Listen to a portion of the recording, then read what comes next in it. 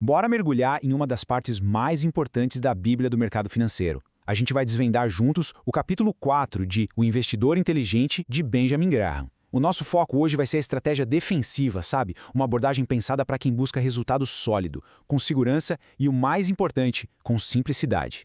Olha, essa pergunta do Graham já começa quebrando tudo, porque o que a gente mais ouve por aí é que para ganhar mais tem que arriscar mais. Mas ele vira essa lógica de ponta cabeça. Ele argumenta que o retorno de quem investe não deveria vir do risco, e sim do esforço inteligente que se dedica.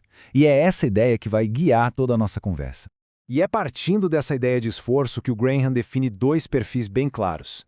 De um lado, tem o investidor defensivo, que quer, antes de tudo, proteger o patrimônio e dormir tranquilo. Do outro, o empreendedor, aquele que vai ralar, dedicar tempo e energia para tentar superar a média do mercado. E a primeira, e talvez a mais importante decisão de quem quer investir com inteligência é escolher em qual desses grupos se encaixa. Então vamos lá. Primeiro, vamos focar no caminho defensivo.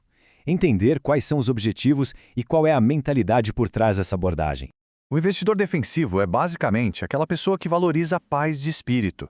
A meta não é ficar rico da noite para o dia de jeito nenhum. É proteger o que já foi conquistado e ter um retorno justo, razoável, sem ter aquela obrigação de ficar grudado na tela do home broker o dia todo. É uma estratégia perfeita para profissionais que já têm uma rotina corrida, sabe? Ou para qualquer um que entende que seu tempo pode ser mais bem gasto em outra atividade. Ok, muito bonito na teoria, né? Mas e na prática? Agora a gente vai para o kit de ferramentas que o Graham propõe. Regras claras para guiar as decisões de quem segue esse caminho defensivo. A base de tudo é a regra 50-50. É simples e, ao mesmo tempo, genial. A ideia é começar dividindo a carteira no meio, 50% para cada lado. Esse equilíbrio já serve como uma âncora, sabe? Ajuda a tirar a emoção da jogada na hora de tomar decisões. E visualmente fica muito claro. Metade do dinheiro vai para as ações de empresas grandes, sólidas. A outra metade vai para títulos de dívida considerados seguros, como os do governo. É o alicerce que vai dar estabilidade para a carteira. Agora, aqui que a coisa fica interessante de verdade. O Graham não diz que essa proporção tem que ser cravada em 50-50 para sempre. Ela pode flutuar, olha só, entre 25% e 75% para cada lado. Pensa comigo, se as ações sobem muito e de repente viram 60% da carteira, o sistema meio que te obriga a vender o pedacinho para voltar ao equilíbrio. Na prática, isso força a pessoa a fazer o que todo mundo quer, vender na alta e comprar na baixa, só que de um jeito sistemático, sem achismo. Tá, e para escolher as ações, tem regra também? Claro. Os critérios deles são bem rigorosos. Primeiro, diversificar bem, ter ali entre 10 e 30 empresas. Segundo, focar em gigantes, empresas grandes líderes nos seus setores.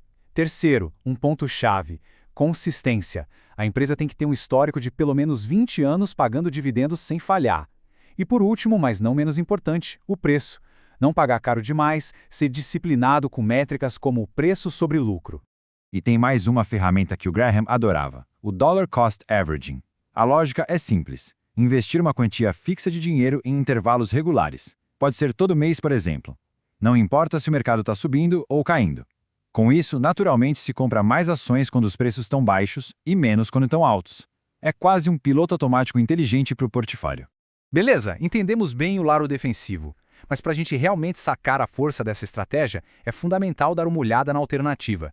Vamos conhecer um pouco o investidor empreendedor.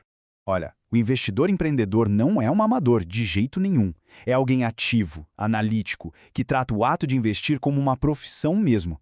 O objetivo é garimpar e encontrar aquelas oportunidades que a maioria do mercado ainda não viu, as verdadeiras pechinchas. Só que isso exige um nível de dedicação, de estudo, que, vamos ser sinceros, a maioria das pessoas não tem tempo ou nem mesmo vontade de ter. E quando a gente coloca os dois lado a lado, o contraste fica gritante, né? O defensivo quer segurança com o esforço mínimo, seguindo fórmulas e investindo em gigantes estáveis.